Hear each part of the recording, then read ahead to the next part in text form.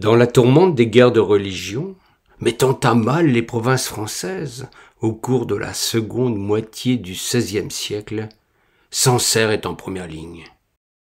En 1572, la sanglante Saint-Barthélemy amena nombre de protestants à trouver refuge sur cette colline emmuraillée qui, dès 1548, embrassa la Réforme et s'opposa au roi.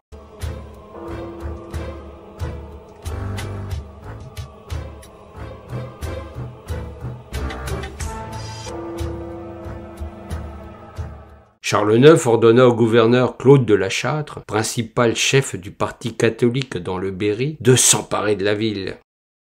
Les habitants, fiers et indépendants, qu'ils soient catholiques ou protestants, firent bloc sur le principe ancestral du droit d'asile.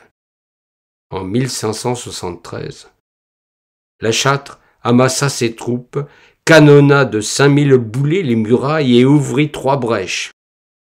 Face à la supériorité du nombre, il dut, la mort dans l'âme, sonner la retraite, non sans jurer vengeance. Il assiégea la ville, l'affama et réduisit les habitants au cannibalisme.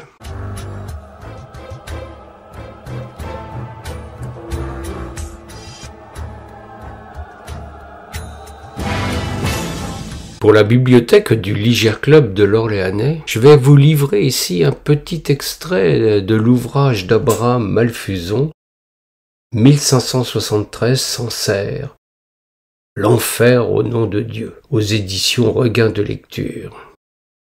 Outre la présentation des 2 sièges et les conséquences terribles qui en découlèrent, un petit passage évoque la Loire.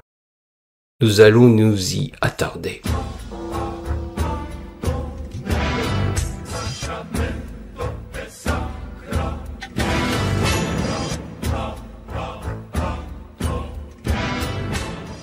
Martenango et La Châtre voulaient continuer les sièges, avec une nouvelle énergie, mais le baron des Adrets les en dissuada.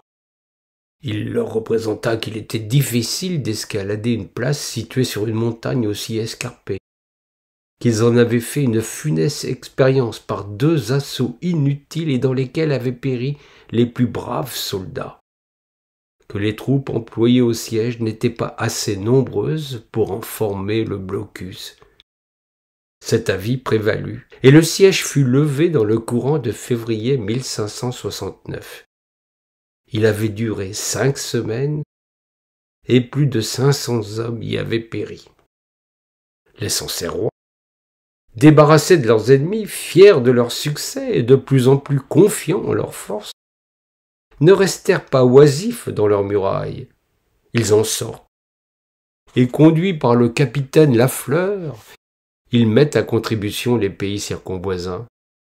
Ils ne se bornent point à ces expéditions. Ils s'emparent du port de Saint-Thibaut, le fortifient et y placent une gargaison.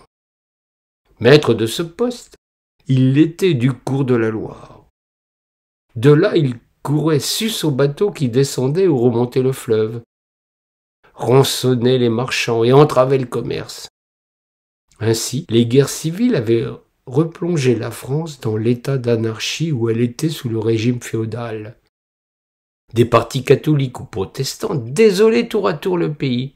Une ville était prise aujourd'hui par un parti, quelques jours plus tard par un autre, et les habitants étaient pillés et ruinés.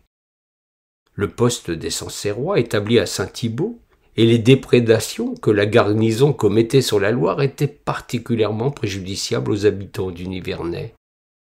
Le commerce des villes de Nevers et de la Charité était entravé, gêné, interrompu, ou exposé à des contributions exorbitantes, et d'ailleurs vexatoires. Il leur importait de déloger les Sancerrois de cette position.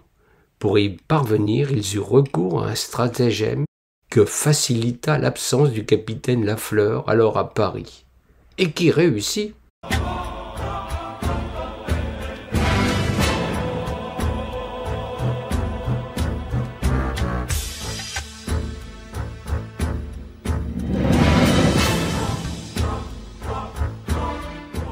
Il ponte de longs bateaux, cache dans l'intérieur un grand nombre de soldats bien armés et charge le pont de marchandises. Un corps de cavalerie descend le long de la rivière et doit se trouver devant Saint-Thibault au même instant que les bateaux. Les Sancerrois, trompés, donnent dans le piège. Les sentinelles, voyant ces bateaux chargés en apparence de marchandises, ordonnent aux mariniers d'aborder. À peine les bateaux sont à bord que les ponts se lèvent. Les soldats s'élancent sur le quai et se précipitent sur les Sancerrois étonnés. Les clairons et les cris de la cavalerie augmentent leur trouble et leur effroi. Ils n'opposent qu'une faible résistance.